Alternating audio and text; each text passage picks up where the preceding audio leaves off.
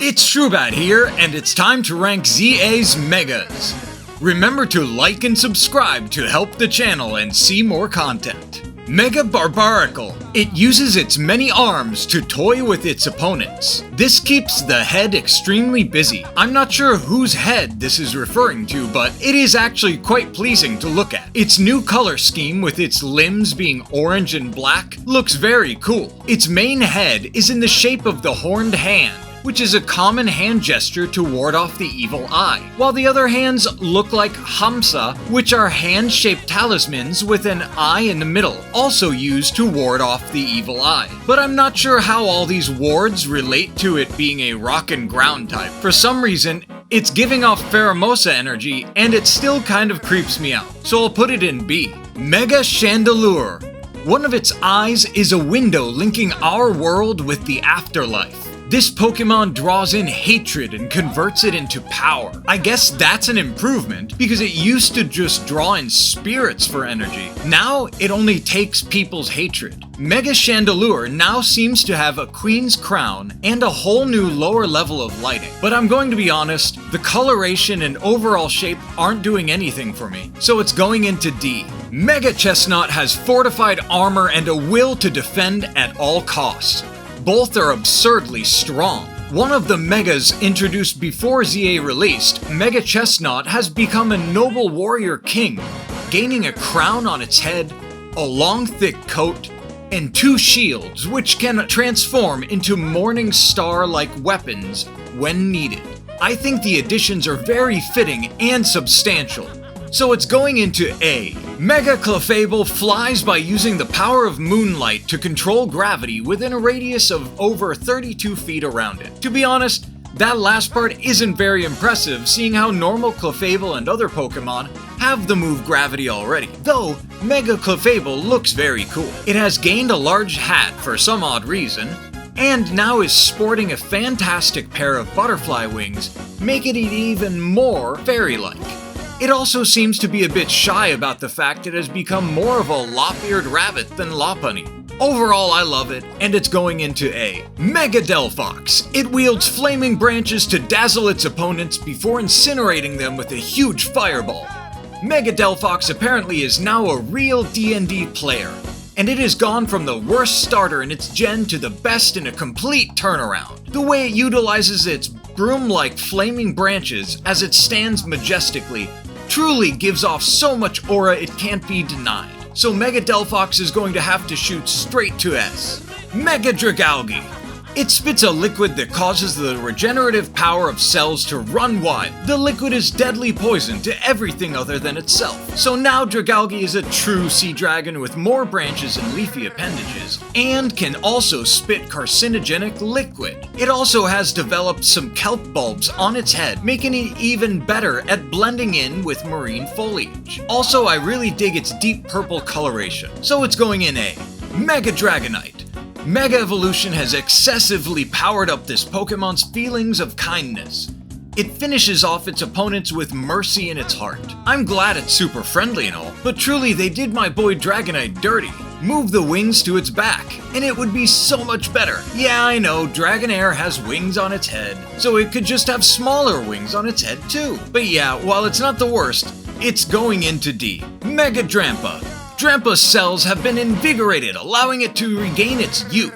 It manipulates the atmosphere to summon storms. Given its storm summoning abilities, I would have expected its typing to change to Dragon Psychic to be more like Lugia. Regardless, Drampa has no excuse for being this cool, but I guess it makes sense. Our grandpa always was cool back in the day, and now we truly get to see him in his prime. This dark menacing Thundercloud Dragon puts Paldean Giraffe Dragon to shame, and it's joining Mega Delphox in S. Mega Electros.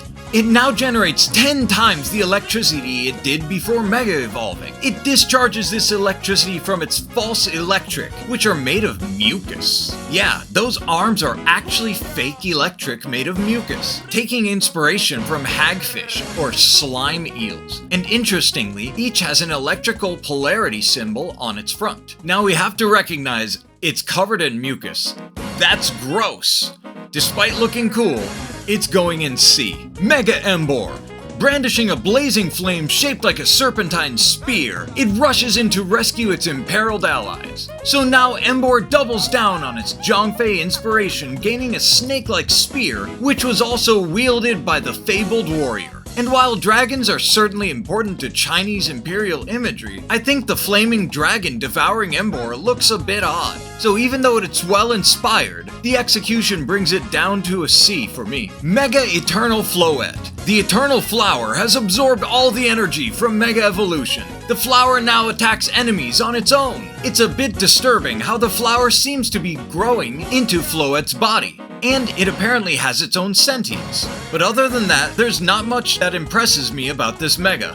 So it's going into D. Mega Excadrill. If this Pokemon brings its arm and head together to form a streamlined shape and spins at high speeds, it can destroy anything. I was already iffy on Excadrill's goofy visor it had originally, but now with these absurd wedges it uses to form a giant drill, it's just too much. I know, it's for the memes and it's supposed to be ridiculous, so yeah, congrats. Mega Excadrill lands in F. Mega Phalanx. Mega Phalanx has taken on the ultimate battle formation, which can be achieved only if the troopers and brass have the strongest bonds. See, now unlike Excadrill, here is a Mega that actually pulls off a goofy concept. The Phalanx soldiers come together to form a Super Sentai mech-like battle formation. It's silly, but its execution is flawless, and this Mega needed to change a little to achieve it. Mainly, two of the soldiers changing shape to be more sword and shield-like, also representing its generation. The cherry on top of this elegant design is the soldier in the middle, wincing as it struggles to hold up the three larger soldiers at the top of the formation. It's silly and cute, but doesn't detract from the entire Mega being cool. So Mega Phalanx marches up to S. Mega Feraligatr. With its arms and hood-like fin, this Pokemon forms a gigantic set of jaws with a bite 10 times as powerful as Mega Feraligator's actual jaws. Mega Feraligatr definitely looks cute, mimicking a giant red-headed Totodile, but that's the problem. It's relying on looking like its younger evolution to carry it through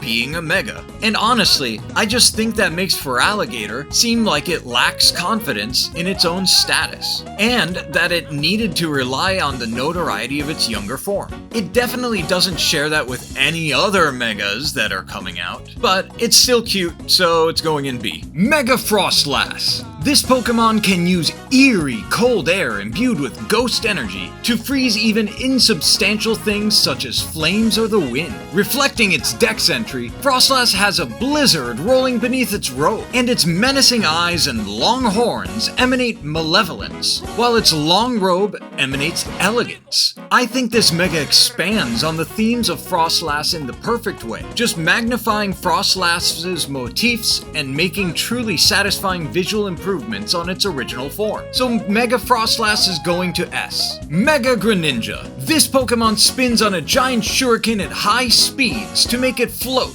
then clings to it upside down to catch opponents unawares. This thing is just Greninja upside down. Sure, it's got more black on it, which always makes things look cooler, but it's still just Greninja, and that would land it all the way down in F. But actually seeing it in motion, helicoptering upside down as it moves around, is just hilarious. So that miraculously brings it all the way up to B. Mega Hawlucha. Mega Evolution has pumped up all its muscles. Hawlucha flexes to show off its strength. Mega Hawlucha has been bulking and got a gloriously drippy makeover. This is another example of Mega Pokemon that could have just been actual evolutions. Hawlucha doesn't have a single evolution, and the changes, while completely in line with Hawlucha, are more drastic than Charmander to Charmeleon. I truly wish some Megas would be actual evolutions, and this one lands in A. Mega Malamar. It uses its colorful lights to overwrite the personalities and memories of others, and to control them. Mega Malamar is another example of what I said with Mega Hawlucha. It could be a legitimate evolution, and its design is flawless, with a menacingly lithe body shape, save for its Megamind pseudocranium that leans into its manipulative and devious character. The only thing that confuses me is how this Pokemon isn't something that all trainers and characters in-game avoid out of fear for their own safety. But despite it not being an ally I would seek out, it's such a fine design it lands in S. Mega Meganium. This Pokemon can fire a tremendously powerful solar beam from its 4 flowers. Another name for this is Mega Soul Cannon. I'm sad. Chikorita is my favorite starter, and they didn't give it a true Mega Evo. I think this looks great, but it looks like a variant of Meganium. Like how Hisuian Typhlosion looks as good as original Typhlosion,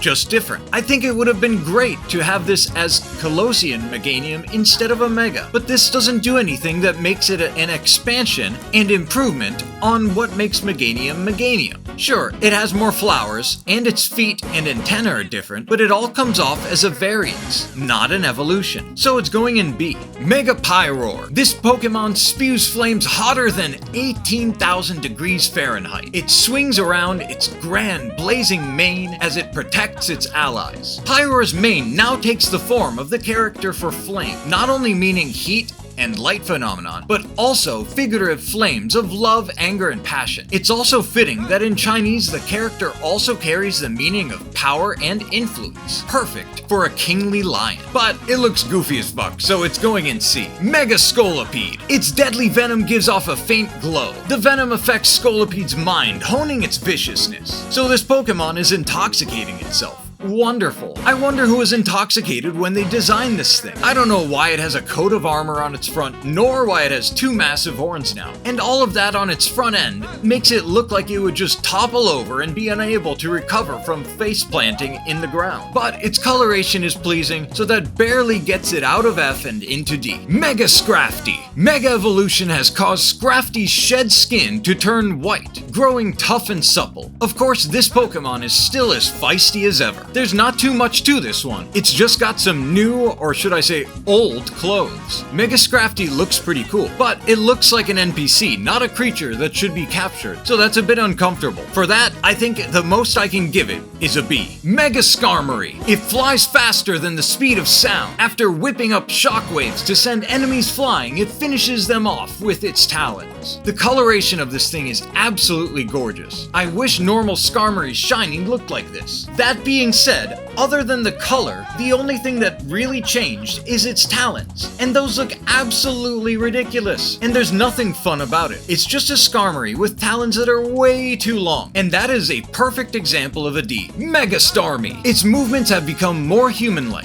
Whether it's simply trying to communicate or wants to supplant humanity is unclear. I think Purple Cliff said it perfectly. Ew! Ew! Kill it!